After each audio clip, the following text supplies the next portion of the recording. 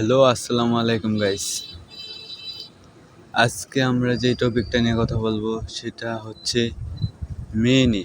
মেয়েদেরকে নিয়ে। মেয়ে জাত এমন একটা জিনিস যাদেরকে আপনি বিশ্বাস করলে তারা আপনার বিশ্বাসের মূল্য দিতে জানবে না।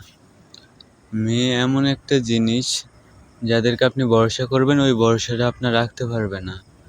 হাজারবার কথা দিব, হাজারবার কথা নিয়ে যাইব, রাখতে পারবো না। মনে করেন আপনি ভালোবাসেন, সমস্যা নেই, কিন্তু মেয়ে আপনার কতটুকু ভালোবাসে সেটা যাচাই করার জন্য আপনার মেয়েকে আনেন আপনার কাছে।